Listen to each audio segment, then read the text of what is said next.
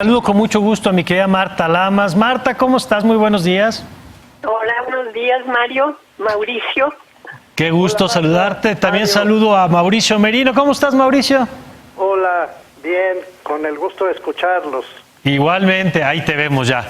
Oye, Mauricio, si quieres hoy arrancamos contigo y este tema que adelantaba antes del corte, el programa de austeridad del gobierno federal. Gracias, Mario. Pues mira, es que como todos sabemos, el 23 de abril se publicó en el diario oficial de la Federación el decreto por el cual se expiden efectivamente las medidas de austeridad que deberán observarse por las dependencias, por el gobierno federal en su conjunto, para, así dice el presidente, para hacer frente a la pandemia. Hay varias cosas que comentar, Mario. La primera es que no me quiero arriesgar si hay otra pieza jurídica como esta que haya convertido un discurso en un decreto. Ajá. Seguramente habrá otros momentos de la historia mexicana donde el discurso de un presidente se transcribe literalmente para convertirse en un decreto, pero por lo menos hay que decir que es inusual. Es exactamente el discurso que leyó el presidente López Obrador apenas el día anterior, que se transcribe, por lo tanto, pues dice cosas raras, ¿no? Un discurso que se vuelve un decreto propone la aplicación urgente y categórica de medidas, es decir, propone un decreto la aplicación urgente y categórica de medidas por parte del Ejecutivo. Y de otro lado anuncia en su artículo segundo transitorio que este decreto se convertirá en una iniciativa de ley. Sí. Que estoy enviando, dice el decreto, así literal, que estoy enviando con carácter de estudio prioritario y en su caso de aprobación inmediata a la H Cámara de Diputados. Bueno, más allá de este hecho rarísimo de un discurso convertido en un decreto, Mario, lo que sí llama la atención y ha generado una enorme caudal de incertidumbre es que el presidente hace un listado en este mismo discurso decreto de 38 prioridades que están antecedidas, querido Mario, de una línea, está en la fracción quinta de este decreto, que dice literalmente: se posponen las acciones y el gasto del gobierno.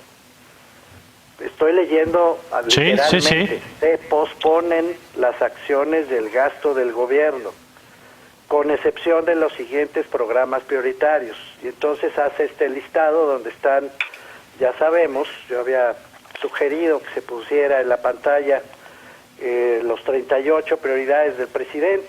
Sí, ahí estamos viendo. Pues ahí está, ¿no? Es decir, para el presidente de la República solo tienen recursos y posibilidades de ejercicio estas 38 prioridades. Si uno lee literalmente lo que dice un decreto, y un decreto presidencial, pues asumo que hay que tomárselo con mucha seriedad. Todas el resto de las acciones del gobierno se entienden pospuestas. Y además se ordena 75% de reducción en una de las partidas que hacen posible que las oficinas funcionen, es decir, 75% en servicios generales, en materiales, en suministros, que a estas alturas del año ya es difícil que se logren completar ese 75% por el momento en el que está el ejercicio del gasto, pero pues eso significa parar literalmente la operación del gobierno hasta que se pues lo disponga el presidente. Y como el presidente quiere convertirlo en ley, las leyes son permanentes, no son temporales, entonces pues ya se ha armado aquí un galimatías pues que seguramente solo desde Palacio Nacional podría resolverse, querido Mario. Termino diciendo, está claro que estas 38 prioridades son las únicas cosas que claramente, nítidamente, de manera transparente le interesan al presidente de México.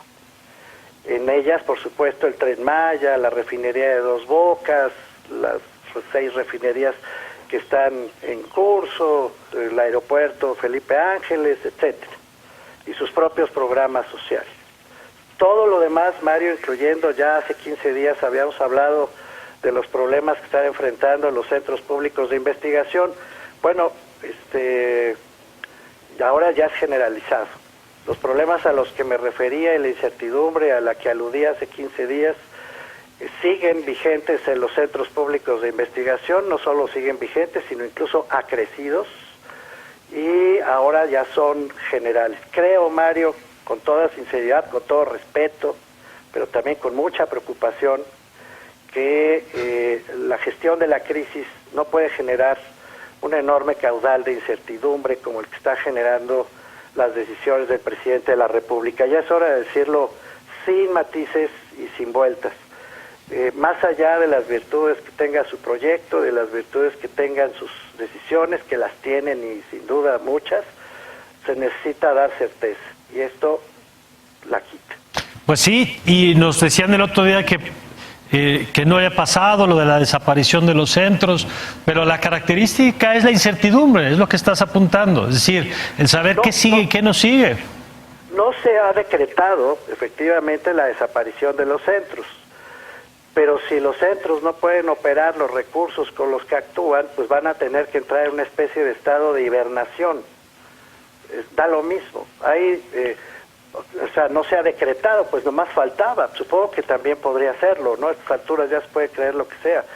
Pero no se ha decretado la desaparición de los CPIs, pero CPI se llaman Centros Públicos de Investigación, pero tampoco se ha permitido que funcionen en las condiciones en las que están actualmente. Y sí sabemos que se quitaron las becas para todos los estudiantes, ya es incluso oficial en instituciones como el Instituto Mora, porque las únicas becas que el presidente considera válidas, pues son las becas Benito Juárez, las que él mismo decidió en su programa de gobierno, no las becas que ya existían antes de su llegada al poder.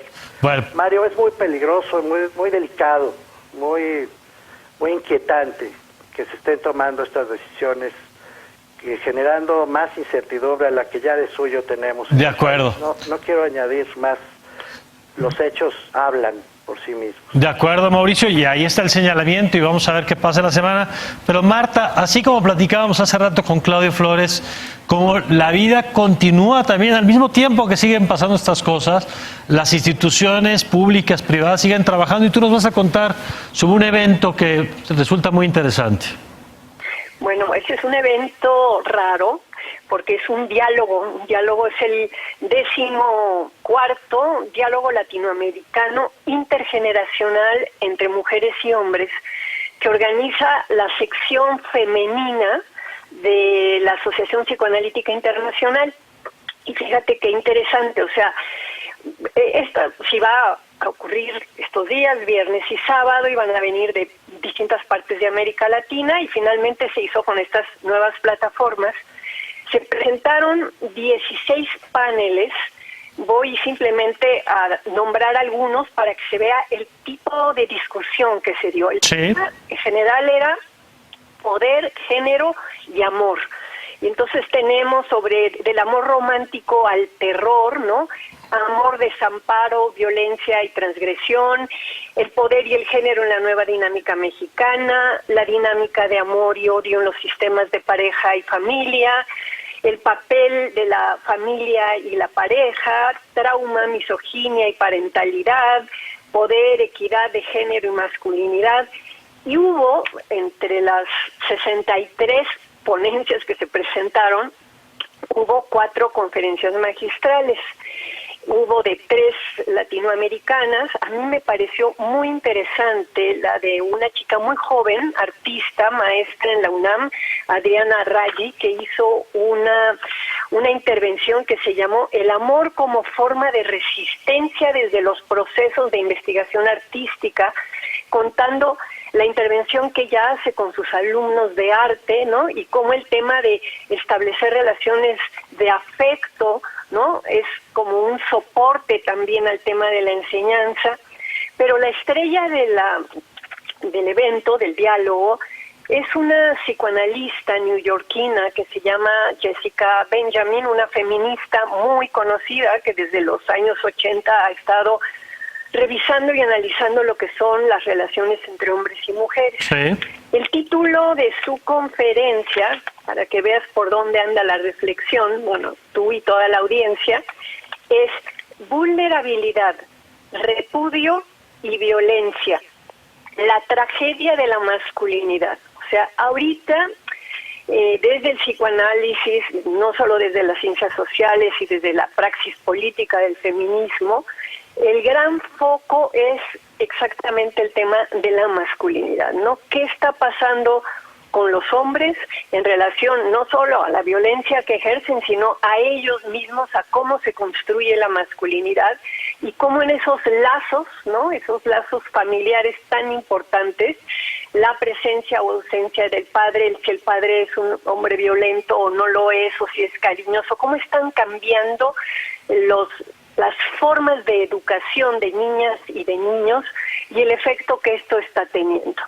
Fue muy interesante que participaron varios hombres, varios psicoanalistas con una reflexión muy autocrítica.